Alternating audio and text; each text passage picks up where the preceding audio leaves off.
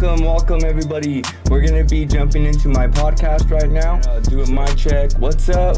Stream Elements, what's good? Let me get my music on real quick, you guys. This is how I hit my rock bottom for the very first time and how I dealt with it. Stuff in life that we take for granted, you know what I'm saying? Just like being able to be here and wake up today and not fucking be in a fucking grave or be in a fucking prison somewhere or fucking who knows what, you know what I mean? It could be way worse. Your situation could always be worse, always. And that's one thing that I learned in my life is never take for granted the little things in life because they can fucking be gone in a drop of a hat.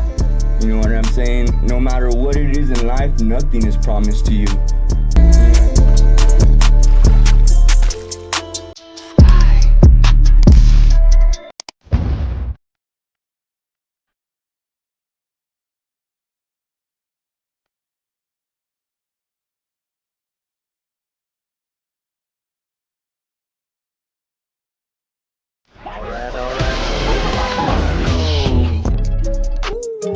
Let's go. What's up, everybody? Welcome to Willpower. Now, this is Skills Podcast, yo, you guys. So this is a place where I come and I want to help everybody, get through hard times and the stuff that they've gone through. And by doing that, I kind of vent on the stuff that I've gone through and how I've overcome and made a better life for myself. So that's kind of what this is about. And this is what this season is more going to be about, is how I'm able to stay stable and how I'm able to be still a happy individual considering all the stuff that I've been through. Okay. Now, this episode particularly is called Alot On My Chest. Okay. It's because I feel like there's been a lot of things going on in my streams, like where I'm falling asleep halfway through stream, and honestly, it feels like I'm thinking that you guys are thinking that I'm using or I'm doing something like that, when really I want you guys to get the whole picture of what's going on with me. Now, as you guys know, if you guys have been rocking with me for a little while, you guys know I had endocarditis back in 2009 and had to have open heart surgery, and I had a tricuspid valve inside my heart damaged. Okay, so ever since then, I beat the infection and all that stuff, right?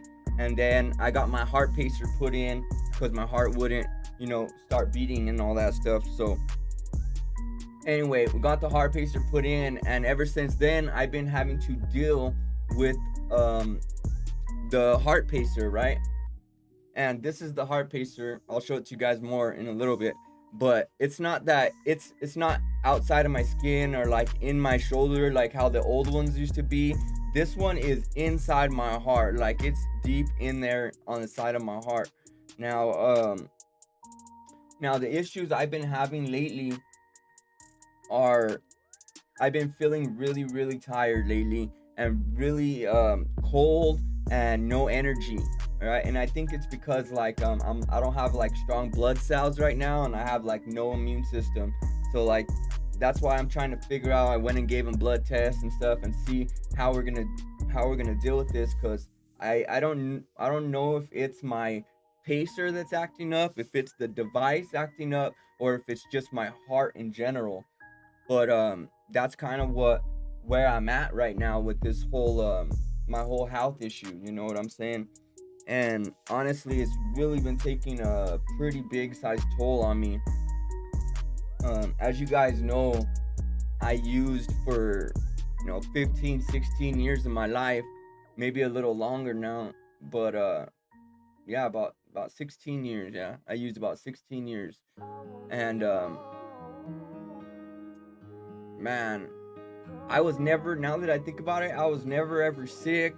I never caught a cold, never fucking none of that shit. And then the moment that I started getting clean and that I got off drugs, it's like every single health problem just came boom, boom, boom, boom, boom, boom, boom, stacking, you know what I'm saying? And it's kind of crazy, dog, because I was always used to numbing everything. If I was hurt or if I was in pain, I would just numb myself by using, or if I was going through some shit and I was mad or upset, then I would just go and use and numb myself to it. You know what I mean? I never really had to deal with my issues. I always just numbed it. And now that I'm clean and I'm having to feel everything and take everything in, it's a lot. It's a lot on me, not physically, not just physically, but mentally. You know what I'm saying? And lately, like this last 2 months, I haven't really had that much energy at all. I've been barely striving with like a good maybe 8 hours a day awake. Like I'm trying hard, you know what I'm saying? So that's why I started reaching back out to my doctors and stuff, because I kind of fell off, and I wasn't really keeping up with my doctor's appointments. So I really need to go back in there and start getting all my shit taken care of, and that way they can see really what's going on with me, because there was for a good moment there where I was getting nauseous every single morning, and I was losing weight. I couldn't eat, and it was just bad all the way around. But I've gotten to the point now where I can eat a little and I'm good and shit, you know what I'm saying? But I still feel so weak, like all the time. I feel tired and weak and gassed out, you know what I'm saying? And I think it has to do with my blood. So that's why I went and did a couple blood tests, and gave them all that, and so now I just see what the doctor says and then make appointments from there, you know what I'm saying? But I wanted everybody to know that I have this heart pacer in me because my heart doesn't pump right, you know what I'm saying? Ever since I had that open heart surgery from endocarditis, and endocarditis I had an infection. It is an infection. It's a ball of infection, like a staph infection or MRSA or whatever, but it was inside my heart. Okay, this happened like right around the time where I was still using, but I was getting off. Like I was trying to stop. You know what I mean? Like I was stopping slowly. So at this time, we were at a rough spot, but like I ended up getting sick. Like it was at the point where if I didn't get sick, then I probably would have died from using, or I probably would have just, ended up going back to prison for the rest of my life. But since I decided to go clean and start actually wanting a life, I had to start dealing with this shit. You know what I'm saying? And it's just, that's when I got sick. Okay, so the moment that I started saying, okay, we're gonna get clean, let's still go get clean, it's like boom, I got sick. So I ended up in the hospital. I found out I had that shit in my heart, an infection in my heart, and then we went in and had to do the 6 weeks IV antibiotics. And then after the infection, if we were able to kill the infection, then they can see what damage is done on the heart, and then they can go in and fix it from there. And to turn out, that whole that tricuspid valve, the main valve that pushes your blood from one side of your heart to the other, was damaged. So they had to go back in there and replace that valve with a little part from a pig, like a little synthetic valve. You know what I'm saying? And so that's why I had to have the device put in and all that. And from time to time, I'm still dealing with my blood and just how everything works. My white blood cells, my red blood cells dropping and lowering. And sometimes when that happens, because I'm not like stable, I fucking get real tired real fast, or I get cold, or I get, you know what I'm saying? And it's been a real issue this last few months. So that's why I'm looking into the doctors a little bit more.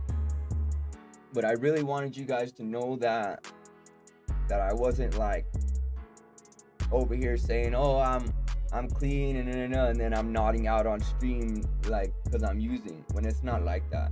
And I just wanted you guys to know that I am having issues with my heart pacer, and it's causing me to be tired all the time. But I really just wanted to let you guys know what was going on. You know what I'm saying? Because you guys, those of you that know me, you guys know I'm a man of my word, and if I say I'm gonna do something, I'm gonna do it. You know what I mean? And like now it's crazy that I look back and it's been over 4 years now that I've been clean, and I feel like I still kind of relate everything to using. Like if I'm falling asleep on something, like, oh, they're gonna think I'm fucking getting high because I'm fucking nodding out on stream, or if I'm like fucking any little thing, if I start getting sick or if my stomach starts hurting, I'm like, oh, I feel like I'm withdrawing, you know what I mean? Automatically everything goes right back to thinking that it's from the drugs. Even though I'm not using drugs anymore, it still feels like I still relate everything to the drugs because I've lived that life for such a long time. So it's like anything, I think it's like some type of post-traumatic stress or something. Oh yeah, you know what? Yeah, for sure, bro, for sure. So like I just wanted to explain to you guys, you know what I'm saying, what was going on with me. And because me personally, I kind of relate everything like that to back to using, because I like I said, I used for 15 16 years of my life, you know what I'm saying? So I've numbed everything, dog. Any little cold I got, any little pain I was in, I numbed that shit. I never knew what it really felt like, you know what I mean, to feel pain or to get hurt or anything like that, because I've always numbed myself. Anytime I was sad or depressed or angry, I went and got high, so I numbed myself. So now that I'm clean, I'm noticing that I'm having to deal with everything, and I'm like having to feel every little bit of pain, every little ache in my body. I feel everything now, and it's just like, it's a lot to have to deal with, you know what I'm saying? And I just wanted everybody, you know, like my community and stuff, to understand that I'm going through these health issues, like I said, mainly with my heart pacer and my device. It's not keeping my heart pace right.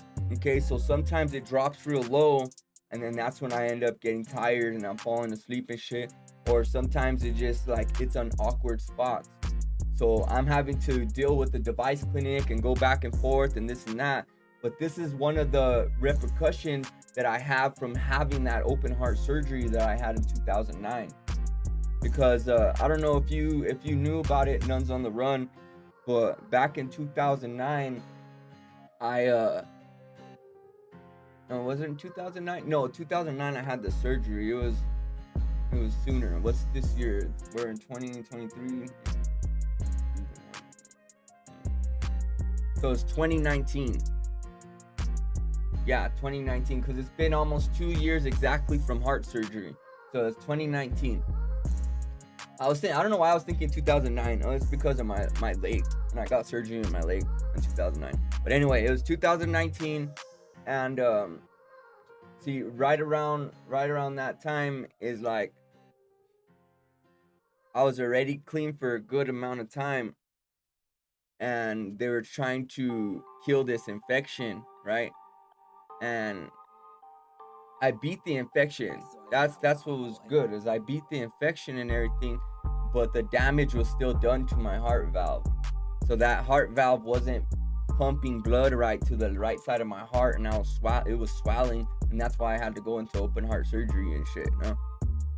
But I just wanted to explain to you guys a little bit more what was going on with me, you know what I'm saying? Because I know some people, when they get on my stream and I'm fucking falling asleep or nodding out and shit like that, and they think, oh, this fucker's higher than fuck. And no.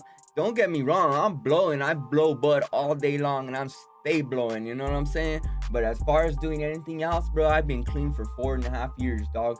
And I've been good, you know what I mean? And the only thing I'm on now is I smoke my weed, dog, and I take my methadone in the mornings, and that's it, bro. You know what I'm saying? I don't even drink usually. I'll drink on occasions, like if they're having a barbecue or it's Christmas or something like that, then I'll crack a beer or something like that. But other than that, I don't drink. I don't do none of that shit, dog. Just because, well, first of all, I never was a big drinker anyway, but I've already gone to the point where now I've been clean for so long, and I know what it's like to live and not be sick every fucking morning and have to go and find a fix and have to go and deal with all that. And not only that, but I have my babies now, and they're my main motivation. They're everything to me. And for them to not have their dad there, for them not to have somebody there, yo, it would fucking crush me, dog. You know what I'm saying? They're my everything. So they're one of my main motivations in life. You know what I'm saying? Because if it wasn't for them, then I wouldn't have nothing to live for. You know what I'm saying? And when you don't have nothing to live for, that's when it gets dangerous. You know what I mean? And so I have this clip here, you guys. I went out and I talked to a bunch of kids that were incarcerated and in lockdown and treatment facilities and shit like that. And one of the facilities was an actual place that I went to when I was a kid and I was locked up. And I actually was invited to go and speak. I was invited to go and speak and do my whole little influencer thing and podcast thing in front of these group of kids, in front of a number of groups of kids. And so I think it was last week or the week before we did this one. And I was going to share a little bit with you guys and probably just play it. And then after that, we're going to get into some zombies in a little while. But I really needed to make another episode, and like I felt like I needed to let you guys know a little bit more about what's going on with me and what I'm having to deal with. You know what I'm saying? Because I don't want you guys to think, oh, he's higher than fuck again, and because it's not like that at all. It's not like that at all. Most of the time you see me nodding out because I'm blown off bud. I'm blown off the blunts and canned off the methadone, but I'm not fucking using, or I'm not fucking all curao, you would say in my city. You know what I mean? All fucked up. I'm not all fucked up. I'm not using drugs. I'm not fucking doing heroin. I'm not doing none of that shit. I've been clean, and I'm happy being clean. I'm happy staying clean and being with my kids. And I don't see that being anywhere in my future ever again. You know what I mean? Just because I've learned how to be happy again. Not even again, just for once in my lifetime, I learned how to be happy and to live a normal life. And I'm loving it, and I couldn't imagine anything different. So that's basically where I wanted to leave it with you guys. I'm gonna play a little bit of this film, and then I'm gonna probably make it into a little clip or something like that. But yeah, I wanted to thank everybody that's been there for me, for sure though. Everybody that's been there for me, I appreciate it. And I know if you guys watch this later, you guys have any questions or anything like that, make sure you guys leave it in the comments. You know what I'm saying? And now that I'm bringing back up the podcast, I'm gonna start working on it a lot more, and we're gonna start pushing out these episodes. All right, and we'll make some better plans. I'm gonna have some guests come up on here. I'm gonna have a couple people from my family, a couple people I was locked up with, come on here and maybe do some interviews and stuff like that. Also, if you guys have any ideas or anything that you guys would like to see. Yo, what's up, Clueless? Now I was just sharing a little bit about what was going on with me in my life and shit, and just kind of giving everybody a little rundown of a little bit of my history. You know what I'm saying? And so what I'm gonna do is I'm gonna go ahead and play this. This is the live footage that I spoke in front of, because I go and I speak in front of a group of kids that are incarcerated and locked up, and I give them like my testimony, show them the shit that I went through in life and everything. And yeah, this is how it kind of went. So I'm gonna go ahead and play that for y'all. So what's that, Clueless? I explained a little bit more in the beginning. You missed it. I was raised here. I was born and raised here in South Valley, right?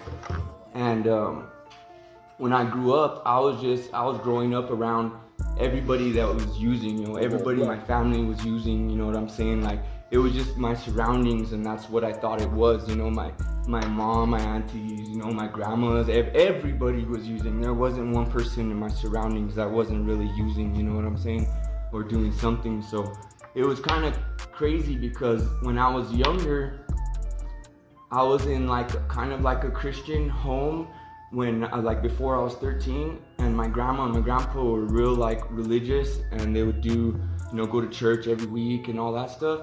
And then it slowly went downhill so bad to where everybody was doing heroin and everybody strung out, and you know what I mean, so bad to where we lost the house. My grandma died, my grandma died, and like it was just all within like a blink of an eye.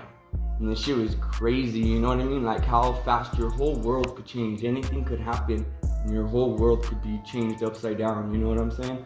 And like, it's crazy because me, right here, I'm talking to so much time kids. There's about 15 or 16 kids. Like I was on the street so long and strung out for over 16, 17 years of my life. Since I was 13, 14, I was already a full-blown heroin addict, you know what I mean? And I was just living Albuquerque life, dog, you know what I'm saying? And fucking this shit like led me to facing 8 to 12 years in prison, sitting there in the cell, facing 8 to 10 years in prison. Just lost my only main support, the person I called mom, you know what I mean? The person I called mom and shit, dog, you know what I mean, was gone. Just all of a sudden, the person you call when you go to jail, you need them to bond you out, you need them to take you out, shit, was just gone one day, dog.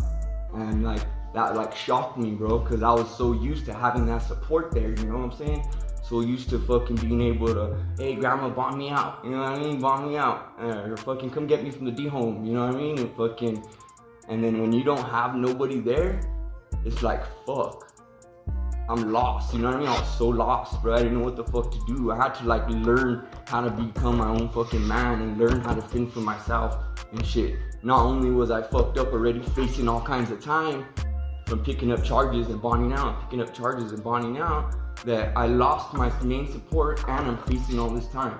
So I was stuck in the fucking county jail like, fuck, I'm gonna get this fucking 8 years and I have nobody to fucking send me food, I don't have nobody to send me money, I don't have nobody, I'm gonna be fucked, you know what I mean?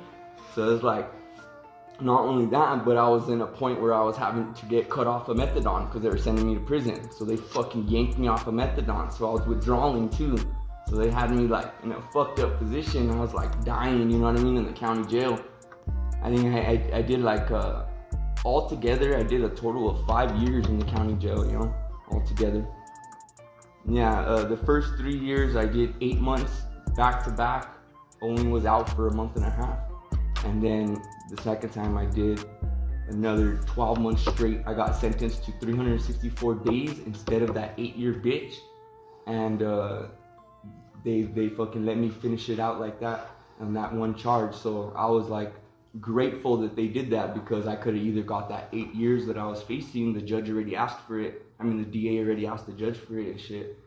And I went ahead and came up with my counter plea and like, let me do a year in the county jail straight and let me finish off this probation, because it was going on for like 5 years, that probation, since I was like 18. And finally the judge said, yeah, I'll give you one chance. And boom, I did it. I had to do a whole year straight in the county jail, dog.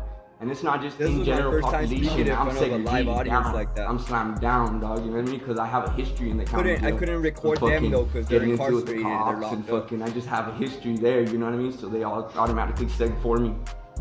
But this shit's crazy, yo. How I can end up living that life all my life to where I am now, dog. Like, I'm actually happy now. Like I said, I had nobody at that time, dog. I've been out for about 4.5 years, give or take. But even when I got out of prison, I had nobody, dog. Nobody. Not a single soul to call, homie. And that shit fucking hurts, dog. That shit hurts. When you don't have no one there, dog. Real. You know what I mean? It's like, fuck, I gotta do good for me. Because what's gonna happen when no one's there? What's gonna happen when you don't have no one else to call? When you burn all your bridges? You know what I'm saying? Like, we fuck up and do shit in our addiction, you know, that burns bridges with our immediate family members or whoever we come across in our life, you know what I'm saying? And when the shit really goes down, you see who's really there. You know what I'm saying? Who's really gonna come visit you when you got a life sentence? You guys see that picture up there? That's when they cut open my chest. You know what I mean? My chest from here to for here. Real, you know what I mean? That shit really gonna send you $10 so you can buy some fucking soups, dog, and eat for the week. Not have to be bumming off these fools. You know what I'm saying? Like, for real, it gets deep, dog. And what really changed me, dog, is realizing that I'm not gonna have nobody there. And I'm gonna have to become my own man, dog. And if I don't want to continue living this life of just hitting that same brick wall and constantly going back and forth to jail and prison and back and forth, like, I didn't want it no more, dog. And I knew I had to come up with a decision, dog. And I was like, all right, fuck it. I'm just gonna find me a good chick, dog, you know what I mean? And fucking settle down, see if I can just kick back, you know what I mean? And thank God I was able to meet someone, you know what I mean, that was kind of in the same position. She was also like just, you know, on the streets doing her thing, lost in the addiction, you know what I'm saying? And we found each other, we both wanted to be clean. We didn't want to live that life no more. So once we came together, it was like a boom, it was like a bond, you know what I mean? We both weren't like trying to hide it from each other, or trying to do this or that. We came together, boom, and then it just slowly, we made a pact to where we're like, okay, we're gonna try to stay clean. Let's try to stay clean, you know what I mean? And we just kept it up and kept motivating each other. And then it got to a point where I got sick, dog, just out of nowhere. I had caught an infection in my blood from fucking doing shards, from doing meth.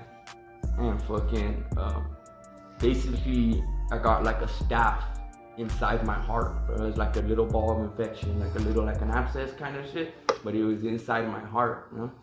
And one day I just got sick. I didn't know why. I didn't know what was going on. I didn't know if it was the drugs or if it was what. And so I was like, all right, I gotta make sure it's not the drugs, you know what I mean? And I did, and I was just so sick. And after like a 4 or 5 day period, I got to the point where I couldn't even like get up to go use the restroom. I didn't have no energy to do anything, dog. I was dying. And finally, I got taken to the hospital. This right here is the prototype of the battery that's in my heart, yo, in order for my heart to beat. This right here is inside my heart, yo, making my heart beat like a battery, dog, because my heart can't beat by itself no more since that surgery. So my pressure's always real low and shit, and that's why I'm always all fucking tired half the time. But trying to get that shit fixed. But anyway, let's go. Hospital, and they found that fucking little abscess or whatever, little ball of infection in my heart. And turned out that infection it's gonna kill me regardless if we don't get that shit beat, you know what I'm saying? So I had to jump on IV antibiotics in the hospital for like, what was it, like 4 months I think in the hospital, and then 6 weeks after the hospital I had to be in a home doing IV antibiotics just to beat that infection, dog.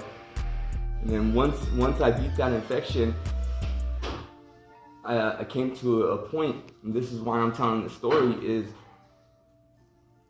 although I beat that infection, I had the valve in my heart was damaged because of it. All right, so my heart could no longer pump blood right. So the right side of my heart was swelling up with blood. It was swelling slowly.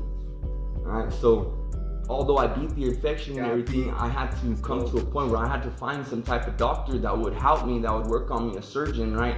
But no surgeons wanted to work with me because I was an ex-heroin addict. So I had to literally prove to these doctors, because nobody would touch me unless I was clean for at least a year. And you know, I had to literally prove to these fucking doctors, dog, for my life. Like nobody would touch me. You know how it is to go to a doctor's office, like, yo, I need this or I'm gonna die. And they're like, no, you can't, sorry, you're an ex-heroin addict, you're a drug addict, we can't touch you. Literally turned me away like that. That shit broke me, dog, like fuck, you know what I mean? So I had no choice. So I was like, all right, well, I'm gonna go 100 with it. Either I'm gonna say fuck it and go the wrong way and just, you know, I know what the outcome is. I know I'm either gonna probably die or be forever in prison, or I can snap and do the right thing, you know? And fucking, so me and her got together, dog. Like I said, we were both still using and shit. And we made that little decision, like, all right, we're gonna do this. We're gonna stay clean, and we're just gonna slowly take every day one at a time. And before you know it, yo, I got this one doctor called me back, yo.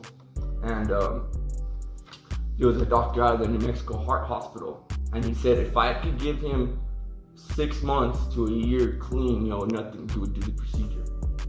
And I was like, all right, fuck yeah. So I was like, right away, I was on it. I had already had like 3-4 months clean. So I was like, all right, I'm gonna do this, you know? But at that whole time, you know, my heart's swelling.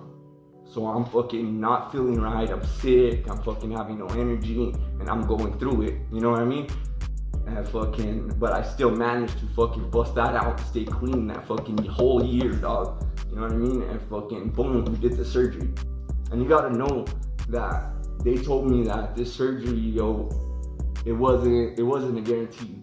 It wasn't a guarantee that I wasn't gonna make it out of surgery. You know what I mean? Because it's an open heart surgery. They have to go in there, open up my chest, open up my heart, and fix that valve. Replace it with another valve from like a pig or some shit. They do like the little prosthetic pigs and shit. And that's what they put in, you know? So once they put that in me and they did the surgery, everything went good. Everything went good. But the only thing is when they try to remove my heart pacer, the thing that gets my heart going, you know, that makes it pump whenever you're like on the bed and shit, and they removed it and it showed that my heart wasn't beating by itself. It would have beat by itself. No, it needed that pacer. So I'm completely heart blocked. So once they removed that pacer, my heart stopped. You know what I'm saying? So what they had to do is put in a permanent pacer, dog. My heart won't beat. And they put it inside my heart and shit. And then I have the little prosthetic. And I was gonna show you. It's this little thing right here that's fucking controlling my whole heart. Yeah, there's about. And I'll show you guys it. 15 it's a little kids that are all locked up now, and they're like in a circle behind the glass thing right there. All because I was an idiot and was just doing dumb shit, fixing stuff, and not caring about the needle, not caring about anything really. I just fucking do it because I didn't give a fuck. You know what I mean? And this is what the outcome and the consequences of our actions. You know what I mean? Everything has consequences. Sometimes when we're lost in our addiction, we don't even care to even think, you know what I mean, about what we're really doing to ourselves. You know? So it's this little thing right here that's implanted into my heart. And without this little battery, my heart wouldn't even pump. You know, this is what paces my heart. And these are the new heart pacers. So it goes inside my chest. It's not like a thing that shows or the controls that go deep inside. Can you feel it in your heart? Yeah, I can feel, mostly what I feel right here is real sensitive, because when they had to open my chest, they used like this machine that's kind of like a hydraulic pump, and it breaks apart your chest, you know, it breaks open your chest. And so what they do, they have to put it back and they have to put this wire around it, you know? And they wrap like a wire around that chest part. So this part is still to this day, it's been, what, 2 years or a year? It was his 30th birthday is when you got the pacer put in, so 2 years. Yeah, and it hurts. Like with my little kids, like I have 5-year-olds, they barely even touch it like that. Like I'm like, whoa, it's like sensitive as fuck, dog.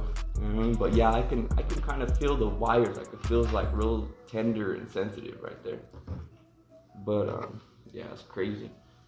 So now basically like, it's crazy because I was so much in my addiction that like I didn't even care to stop. My whole life, I thought that's what we were supposed to be. I thought that's what life was. That's what everybody was doing around me, and that's what I was taught. You know what I'm saying? So I didn't know nothing different.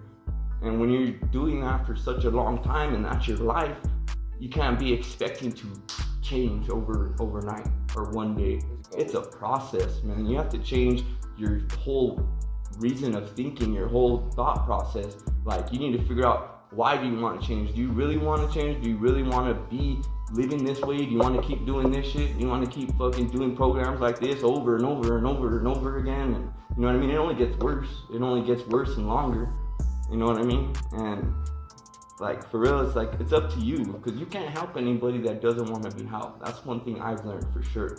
If a person doesn't want the help, they're not gonna get help, dog. I did this program 3-4 times, and only the last time did I really work the program and I wanted to change. I even checked myself into it.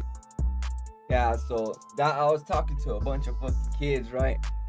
And that was my first time going in front of an audience, yo, and telling my story and shit like that, you know what I'm saying? And so I really wanted to just do what I do here in the podcast and just kind of share my testimony, you know what I'm saying, like my life and shit that I've gone through and shit, and just like share it with them, you know what I mean, and try to see if they could kind of learn or get a little bit off of my mistakes, you know what I'm saying? So that was cool that I got invited to go do that stuff. You know what I mean? And this is the whole point of me doing this this episode too, was basically to let you guys know, you know what I mean, that I've been having issues with the pacer, and it's set at a really low pace, you know? So that's why I haven't been able to like be on that long, or I start fucking falling asleep right away and shit, because my shit's fucking up, dog. And I'm working on it right now with the doctors. They trying to figure out what's going on, but my heart's being paced at a real low pace, and I'm fucking like getting sick and shit, you know? But yeah, I just wanted to like clarify it with y'all, you know what I mean, let you guys know what was good and what was going on, you know what I'm saying? As I see trolls in the chat and shit, oh, this fool's higher than fuck, oh, this fool's numb and shit, you know? Yeah, don't get me wrong, I'm blown, I stay blown off blunts all day, but I ain't doing no other dumb shit. I ain't doing no dumb shit, you know what I'm saying? So I just wanted to let that shit be clear, you know what I mean? But I'm gonna get ready to start some gaming. I appreciate everybody that came by and showed some love, you know what I'm saying? And yeah, if you guys want to come check out the gaming, you guys are more than welcome to go ahead and come check that out. We'll be up within the next 10 to 15 minutes. And yeah, that's pretty much what this episode was. So stay tuned for the next episodes. We're going to be doing some live interviews. I'm going to be interviewing some people I was locked up with. And I'm going to be interviewing some members of maybe my family and stuff that went through it with me, and that can speak on their behalf of what they've gone through and shit. And just different stuff like that, you know what I'm saying? So if you guys don't have any comments or questions, let me know in the chat or in the comments, and I'll see you guys on the next one. YouTube skills, and I'm out.